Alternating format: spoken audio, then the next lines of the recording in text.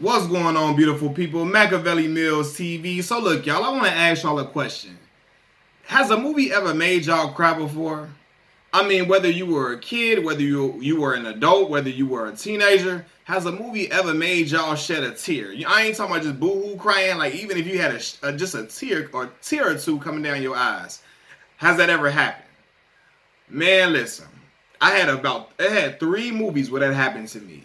And it all happened when I was a small child, right? Because I don't know, man. When you're a kid, you have a certain innocence about yourself that certain things just strike like an emotional chord in you, And watching some of these movies, man, you just like, man. One movie in particular, one of my favorite movies of all time, Castaway, with Tom Hanks. If y'all ain't never seen that movie, check it out immediately. I'm gonna give y'all a brief synopsis about the movie. It's a spoiler. I'm sorry, it's a spoiler. I'm gonna just have to tell y'all what the movie's about. The movie is about this dude. Chuck is his name. He's a FedEx troubleshooter. Tom Hanks' character, and he living with his girlfriend. He's like a workaholic type of guy. He gets called out to like Malaysia for some work. On the way out there, the plane crashes that he's on, and everybody on the plane dies in the crash except for him. He washes to shore on this like island where nobody is living on at all. He's by himself. As he's on this island, several of the FedEx packages that were on the flight, they wash to shore. He uses these items to help him survive.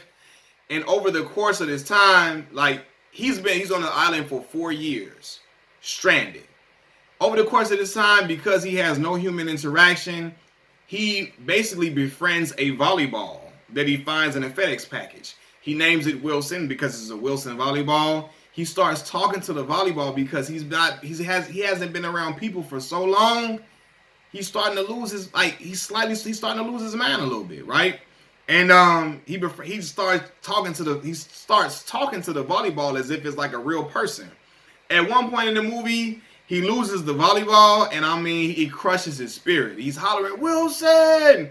Wilson! Like really on the verge of tears. I believe he might have cried in the movie. He's hurt, crushed at the fact that he lost his volleyball. Fast forward, after 4 years, he's eventually found on the island. When he gets back home, he finds that everybody thought that he died in this, of course, as you would think, everybody thought that he died in a plane crash, right? His friends, his family, his girlfriend too. When he gets back home, he finds out his girlfriend is married. She has a small child now. And y'all, when he come back home and he's expecting to meet this woman, because that woman, the thought of that woman was what was keeping him alive on that island. The thought of going back home to that woman that he loved was keeping him alive. When he get back and he found out she's married and got a baby by somebody else, he crushed. He's crushed, and at the same time, she's crushed because she felt like, damn, maybe if I should have just waited, I would have found you. I knew you were alive. She crushed. They start kissing or whatever. Then he tells her basically he know they can't be together because she got a family now. Even though they the love of each other's lives, she got to go back home to her family. I don't know, bro. When he came back home and he seen this woman is married and he meet her husband. I don't know. I was 9 years old when I saw that movie. That movie came out in 2000. I saw that movie in 2002. Fam, the movie did something to me, y'all. I promise you. When he hollering Wilson, when he lose that damn ball, something in me just started oh my God, man. Then when he come home, when he found out this woman that he was in love with, and that woman that was the thought of this woman was keeping him alive on his island. When he come back and see she married and got a baby by somebody else, and he can't be with her, fam, I said, oh damn, man. This dude, y'all like, bro, it's hurtful like a mug, man. But it made me shed some tears. And my mom was looking at me like, you okay? I'm like, man, movie hurt me. So another movie, y'all, Menace to Society. Now, in that movie, y'all know Kane was not a bad guy or a good guy. He did a lot of bad things, but he wasn't like a really evil person, right? He didn't want to really be no killer. Raised in a real raucous environment with horrible circumstances. Mother and father both were drug addicted. Watched his dad kill somebody in front of him. Was around gangbangers all his life, even though he came from good grandparents. Did some foul stuff, but I know he didn't want to kill no kids. He really wasn't no killer like that, right? But he did some bad things. But ultimately, at the end of the movie, When they pull that drive-by on him and shooting out the window, dude said, "What's up now, punk?" or something, starts shooting out the window. And he running trying to save Anthony from getting hit. Jada Pinkett's son in the movie. He's trying to save Anthony from getting hit by the bullets, and he getting lit up by bullets. I'm talking about ate up. And he running.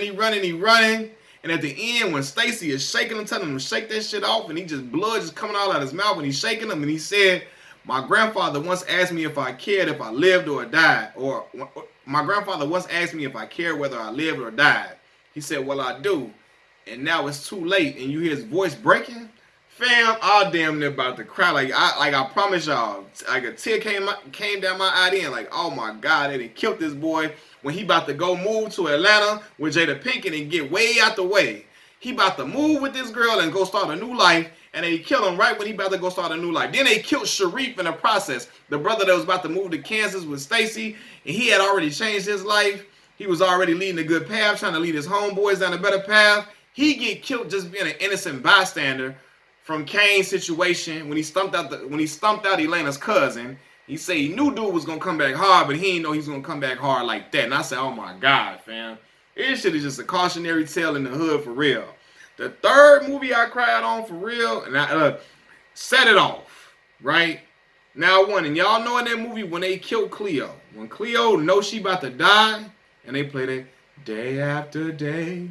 Seems like I push again. I said, oh my God. And she light up that cigarette.